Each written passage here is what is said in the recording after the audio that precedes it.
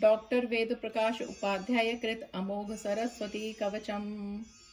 सरस्वती वर्म निवेदयाम्यहम् गुह्यं परं चापदि मित्रवत्प्रियं मतिप्रदं सर्वसुखाकरं वरं रक्षाकरं सर्वनृणां मनोहरम्।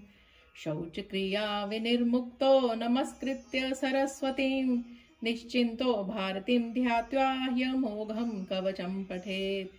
वनेषु मां रक्षतु घोररूपा शिवा कराद्व्याद्गिरिकन्दरासु सदा विदेशे अवतु बुद्धिदेवी मार्गेषु रक्षेद्विमलामतिर्माम्।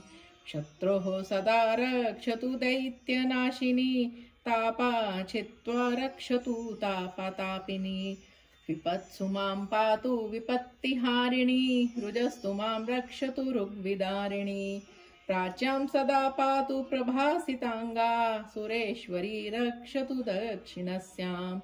रक्षेन्मयूगौक्मतिप्रतीच्यां सा पातु मां हेमवती ह्युदीच्याम्। अथोपरिष्टादवतु प्रभाकरा रक्षेद्धस्तादवनिधरा सदा। सर्वत्र मां रक्षतु भूतवासिनी हरेन्द्विकारान् सुखदा सदैव मे। ऊर्ध्वं सदा पातु सुशोभितानना मे भालं व्याधभवभूतभाविनी। अम्भोजनेत्री नयनेऽपि पातु मे कर्णौ सदा रक्षतु कर्णधारिणी। घ्राणं ममाद्वारनासिकाधरा कपोलं व्यात्सततं कपालिनी। मुखं सदा रक्षतु पङ्कजानना रक्ताधरोष्टं जनमोहिनी सदा। जिह्वा सदा रक्षतु वेदजिह्वा सरस्वतु पातु तथैव कण्ठं। स्कन्धौ जगजालविधायिनी च रक्षेद्भुजौ भूमिधरा पवित्री। वीणाकरा रक्षतु पाणियुग्मं वक्षः स्थलं ब्रह्ममयी भवानी। ममोदरं रक्षतु लोकमाता नाभिं महाबुद्धिमती सदैव। पायात् कटिक्षीणकटिमतिप्रदा सुरेश्वरी रक्षतु शक्तिनीमम्। उरु सदा व्यात् सुखदा महेश्वरी शिवासितांगावतु जाजुनी तथा। जङ्घे जगत्सृष्टिकरा सुदेवी गुल्फौ सदा रक्षतु लोकमाता। पादौ शिवा पातु सुखाकरा सा सर्वाङ्गं व्यां शुभकामदात्री। दिनादिया मे अवतु भारती मां हंसाधिरूढा दिनमध्यया मे। तृतीयाया मे अवतु मोक्षरूपा दिनात्यये सर्वजनेषु गूढा।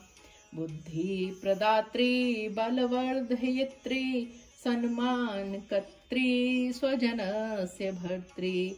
सन्मानगन्त्री शुभमन्त्रयित्री सा बुद्धिदा रक्षतु मां निषादौ।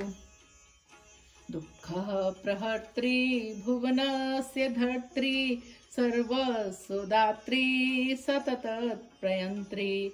सा शारदा शारदकञ्जनेत्री मां पातु कल्याणकरा निशीथे।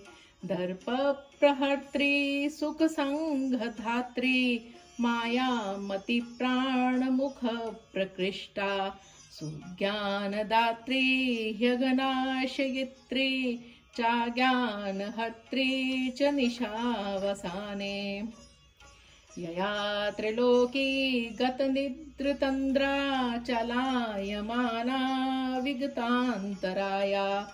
या सर्वभूतेषु स्वतो निगूढा सा मां दधात्वेव सदैव देवी। अन्तः स्थितं पातु सरस्वती मां बहिः स्थितं मां शिवदा च रक्षेत्। तदन्तरे रक्षतु शाङ्करी मां समन्ततः पातु सदैव वाणी।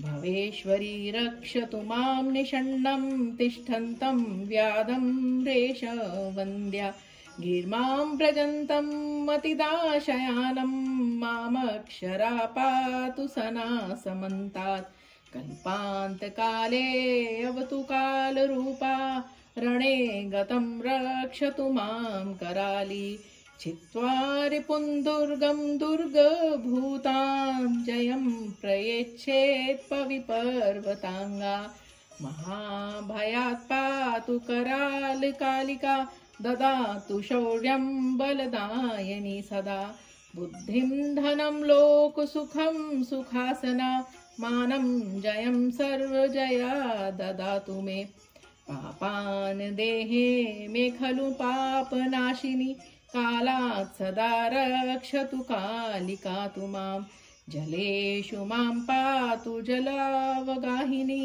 सर्वत्र मां रक्षतु सर्वतः स्थिता कृपां करोतु त्वरितं सरस्वती दुःस्वप्न दुर्भावितकालनाशिनी वेदप्रदिष्टां पदवीमनुत्तमां ददातु मे सा शुभकर्म साधिनी भक्तिमाश्रित्य यो मर्त्यः पठेद् वरं परं वरं विद्यां धनं सुखं लब्ध्वा मृत्युजेता भवेदपि जायते साहसी वीरो निर्भयः सोपराजितः विद्वान् धनी प्रभाकारो दैव्यप्यचर्यते पुमान् आयुर्हीनो महारोगी सुखमाप्त्वा सुधीर्भवेत् सिद्धिं प्राप्य जनः सद्यो मायाज्ञो जायते चिरात् इति श्री वैद प्रकाशेयम् अमोघ सरस्वती कवचं समाप्तम्।